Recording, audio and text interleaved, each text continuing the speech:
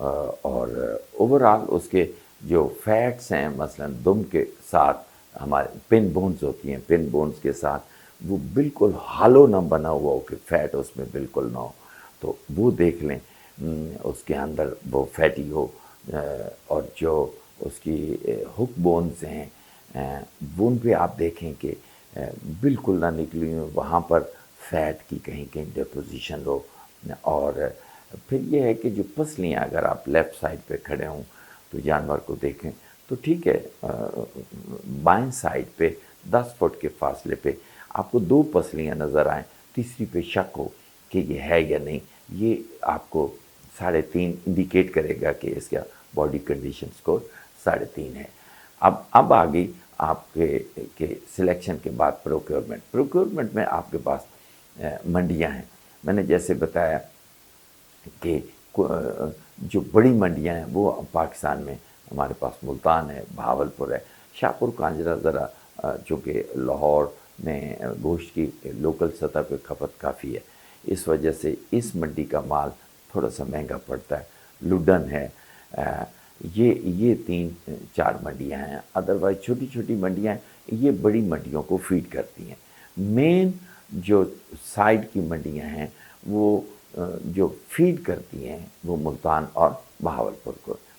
अब ये मैं पंजाब की बात कर रहा हूँ। नो डाउट सिंध में मंडियां हैं, जैसे इसमें है आपके नवाबशाह में हैं, कुछ बदीन में हैं, सांगड़ में हैं, और ख़ास तौर पर कट्टों के हवाले से सांगड़ में काफ़ी और बदीन वाली साइड पे आपको मंडियाँ मिल जाती हैं।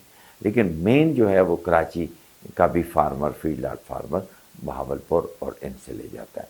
हाँ, अगर आपने अपने तौर पर प्रोक्योरमेंट करनी है तो और थोड़े स्केल पे करनी है, एक गाड़ी निकालनी है, तो फिर आप कोटछुटा मंडी है, वहाँ पे आपको ये राजनपुर में सस्ती, कंपैरेटिवली सस्ती मंडी है। ज़ाहिर पीर है, लुडन का मैंने ऑलरेडी आपको बताया है, चनी गोट है।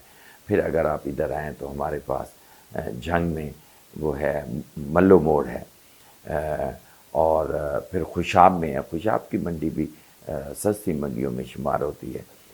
अब जो ही जानवर उतरे तो क्या क्या हमें करना चाहिए। अब क्वारंटीन के लिए हमें चाहिए कि जाते ही जानवर का वज़न करें, उसके बाद उसको वैक्सीन करें। वैक्सीन दोनों साइडों पे कर लें, ये आप इंटरनेशनली एक्सेप्टेबल है कि आप एक साइड पे फुट एंड माउथ की कर लें, दूसरी गर्दन वाली साइड पे आप उसको एचएस की वैक्सीन कर दें, ओरली आप उसको डिवर्मर पिला दें, टिक्स वगैरह के लिए आप आइवरमैक लगा दें, और ऊपर अगर स्प्रे ज़रूरी हो तो एक्टोडेप अपना इसके के लिए काफ़ी सारे अवेलेबल हैं एनिमल्स के ऊपर, टिक्स के स्प्रे के लिए वो आप कर सकते हैं। और उससे पहले जो क्वारंटीन है, जिस एरिया में जानवर को रखना है, वहाँ पर फार्म के अंदर पूरे बेडिंग पे और छतों इनसाइड जो रूफ्स का अंदर वाला हिस्सा है, छत का अंदर वाला हिस्सा है, उस पर भी आप टिक्स का स्प्रे करते हैं। हर प्रोडक्ट हर फार्म के लिए नहीं है। बस हम लोग खुद 5 फार्म चलाते हैं। अगर आप फोकस कर लेते हैं किसी एक प्रोडक्ट के ऊपर, तो सबसे पहले ये देखिए कि आप कौन सी लेवल की प्रोडक्ट सबसे बेहतर बना सकते हैं। मसलन आप जैसे आपने जिक्र किया कि कुवैत का माल, अगर आप कुवैत का माल प्रॉफिटेबल बना सकते हैं तो फिर आपको इस पे जाना चाहिए। अगर आप उसको प्रॉफिटेबली नहीं बना सकते तो आपको अपना ब्रैकेट चेंज कर लेना चाहिए। मसलन उसमें यूएई माल जाता है, उसमें सऊदी अरब जाता है, उसमें कतर जाता है, ओमान जाता है, इसके अलावा फिर मलेशिया जाता है, उसके बाद फिर ये जो स्टेट्स हैं यहाँ पर जाता है बोनलेस होकर, और फ्रोज़न जाता है। अब आपको ये देखना है कि आप कौन सी ब्रैकेट के अंदर दी बेस्ट परफॉर्म कर सकते हैं, आपको उसके अंदर चले जाना है। तो सबसे पहले तो आप अपना कस्टमर ढूंढिए, कस्टमर के साथ कमिटमेंट लीजिए कि उसको आपका जो माल है वो चाहिए, कैटल चाहिए और किस कैटेगरी का चाहिए, और वो आपके साथ प्राइस के ऊपर एग्री कर ले। अब आपने अपनी कॉस्टिंग खुद करनी है, यहाँ पे कोई बाटा रेट नहीं है। अगर हम समझते हैं ना कि कैटल मार्केट के अंदर कोई बाटा रेट है, तो पाकिस्तान की जो कैटल मार्केट्स हैं ये ऑर्गेनाइज नहीं है, ये डिसिप्लिन नहीं है, और ना इनके ऊपर कोई जो हमारे लॉज हैं वो कोई स्टैंड करते हैं। ये तो ओपन एंड हमारी मार्केट्स हैं सारी की सारी, जिसका जहाँ पर प्राइस तय हो जाए वो वहीं पे ले लेता है। कोई इसकी कोई एक स्टैंडर्डाइज जो प्राइसिंग स्ट्रक्चर है ना वो नहीं है पाकिस्तान में अभी, पाकिस्तान के अंदर। तो इसमें यह है कि अब अगर आपको इस तरह की कोई लिमिटेशन है तो सबसे पहले आपको ये देखना चाहिए कि आपको किस ब्रैकेट के अंदर बेस्ट परफॉर्म करना है। आप सऊदी कैटेगरी के अंदर आ जाइए, आप यूई कैटेगरी के अंदर आ जाइए, वहाँ पर आपको जो कैटल चाहिए वो चाहिए 180 से लेकर तो 220 तक का वेट का। क्या आप लाइव वेट जो लेके आएंगे वो 180 से लेकर तो 220 तक, जो आपको 70 से 80 हज़ार के अंदर कैटल मिल जाना चाहिए। इसके ऊपर आपका 30,000 खर्च होगा फीड के लिए, अगर आप बड़ी लूज किस्म की मैनेजमेंट करते हैं। उसके बाद आप ये देख लिए कि आपकी जो इसके ऊपर यील्ड आनी चाहिए वो अबव 52% आनी चाहिए, 52% आनी चाहिए अगर आपकी यील्ड ये आती है, यानी कि जो कार्कस निकलता है लाइव कैटल में से। अब वो जो आपका मीट बिकेगा वो 1000 प्लस पे बिकेगा।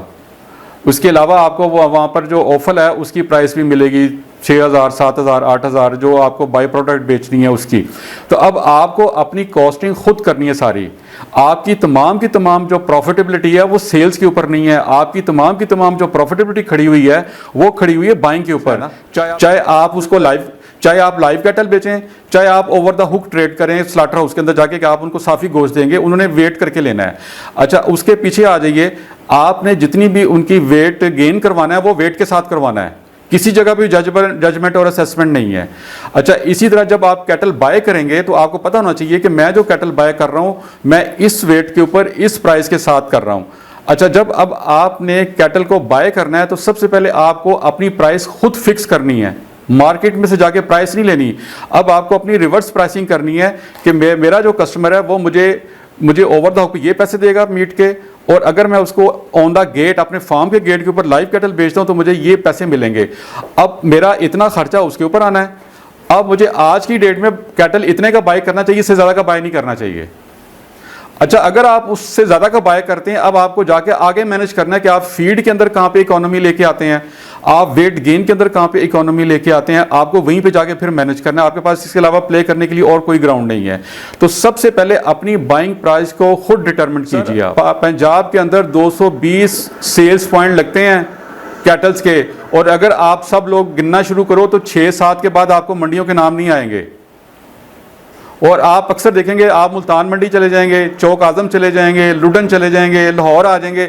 अब जब तमाम बायर्स एक ही मंडी में चले जाएंगे, एक ही टाइम पे चले जाएंगे, तो वहाँ पे प्राइस अल्टीमेटली महंगी होगी। सप्लाई एंड डिमांड प्रिंसिपल है। आप वो मंडियाँ ढूंढें। अच्छा, मुल्तान मंडी के अंदर आपको फ्रॉड बड़ा मिलेगा, पानी लगा के कैटल देंगे आपको। अच्छा, जब आप जाएंगे तो आप कहेंगे जी मैं इतनी दूर से लेने के लिए आया हूं तो मुझे कैटल लेके जाने हैं। अब आप जल्दबाजी में या अपने नुकसान को पूरा करते सोचते हुए आप कैटल एक दो भी बीच में गलत आ गए तो आपकी तो प्रॉफिटेबिलिटी चलेगी सारी की सारी। साइलेज जो खुद बना रहे हैं उसमें कुछ टेक्निक्स हैं, जैसे इनोकुलेंट्स वगैरह यूज़ किए जाते हैं, तो वो साइलेज के अंदर नेचुरल लॉसेज हैं 15-20% के, आपने वो कम करने। 15-20% का मतलब अगर 1 करोड़ की मैंने डंप की है तो 15 लाख की ज़ाया होनी ही होनी है, ये नेचुरल है। अब आपने 25% पे भी लॉसेस ले जा सकते हैं फर्मेंटेशन के, और 15 पे भी रख सकते हैं, 10 पे भी ला सकते हैं। तो मार्केट में अच्छे इनोकुलेंट्स अवेलेबल हैं, बैक्टीरिया जो फर्मेंटेशन के प्रोसेस को तेज़ करते हैं। वो बहुत कॉस्ट नहीं है। जहाँ 1 करोड़ का आप साइलेज डंप कर रहे हैं तो 15,000 रुपये इनोकुलेंट पे लगाया जा सकता है, नॉट अ बिग कास्ट। फिर क्रशर्स अवेलेबल हैं, कॉर्न साइलेज जब बनाएं कोशिश करें दाना जो है वो टूटे, क्रशर लगा हो, उसका सही चॉप साइज़ हो, राइट, सही टाइम पे डिसीजन करें कि साइलेज कब बनाना है। अगर 10% आपकी फीड एफिशिएंसी बढ़ गई है, फीड एफिशिएंसी क्या चीज़ है, कितने किलो उसने ड्राई मैटर खा के 1 किलो वज़न किया। टिपिकली बीफ में 7 से लेके 9 तक ये फिगर वेरी करते हैं, 5 भी होता है, अगर यंग एनिमल हो तो ज़्यादा एफिशिएंट होता है। तो अगर आपने 10% एफिशिएंसी बढ़ा दी एडिटिव यूज़ करके, या आपका चारा अच्छा है, ज़्यादा सही आपकी मैनेजमेंट है, you can improve your profitability by 40%, and 40% is a big improvement in your project।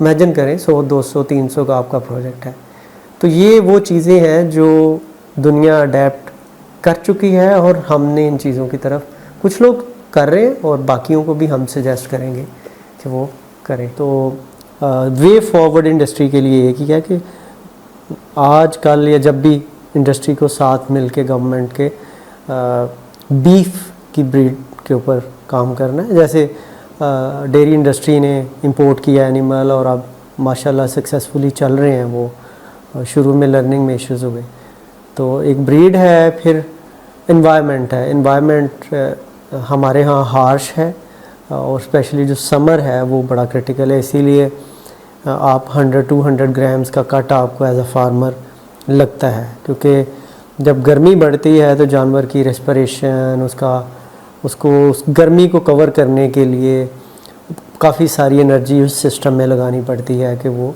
गर्मी को कवर कर सके। तो मेरा ख़्याल है कि सीज़न है। फिर हाउसिंग में भी बहुत इम्प्रूवमेंट की ज़रूरत है। फार्मर्स बहुत अच्छा काम भी कर रहे हैं, मगर एक्सपर्ट के साथ मिलके प्रॉपर जो है वो सही डायमेंशन में और जानवर की कंफर्ट के ऊपर काम करने की ज़रूरत है। अभी भी मैंने देखा बड़े बड़े फीड लॉटर्स जो हैं वो बाहर फीडिंग कर रहे हैं, और जब थोड़ा सा ये रेनी सीज़न आता है तो उसमें उनको चैलेंजेस आते हैं। तो 2-4 दिन की भी अप्स एंड डाउन्स जो हैं आपके प्रोजेक्ट में बड़े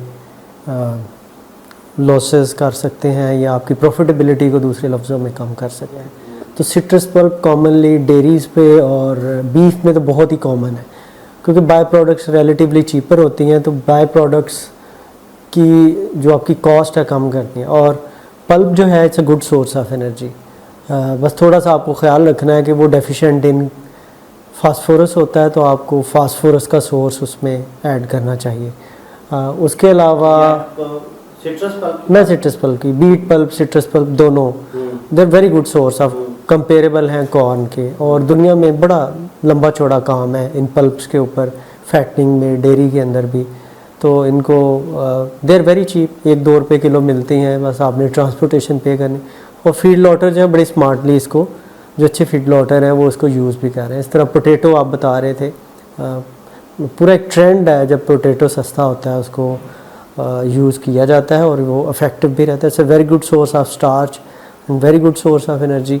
तो इनको भी यूज़ करते हैं। वो सिंध में प्रैक्टिकली मुझे जाने का इत्तेफाक नहीं हुआ, मगर आप बता रहे थे कि बनाना अवेलेबल है, बनाना वेस्ट, तो that can be very good. तो जहाँ भी बाय प्रोडक्ट अवेलेबल हैं, बेकरी का वेस्ट तो दुनिया में ग्लोबली यूज़ होता है, ये फ्राइज़ वगैरह इस तरह की चीज़ें, तो ये डॉक्यूमेंटेड डेटा है, ये दुनिया में यूज़ होते हैं और ये कॉस्ट को भी कम करते हैं। और इसी तरह ही फीड लॉट जो है वो इफ़ेक्टिव हो सकता है अगर आप अपने इर्द गिर्द स्मार्टली जो बाय प्रोडक्ट्स हैं उनको यूज़ करें।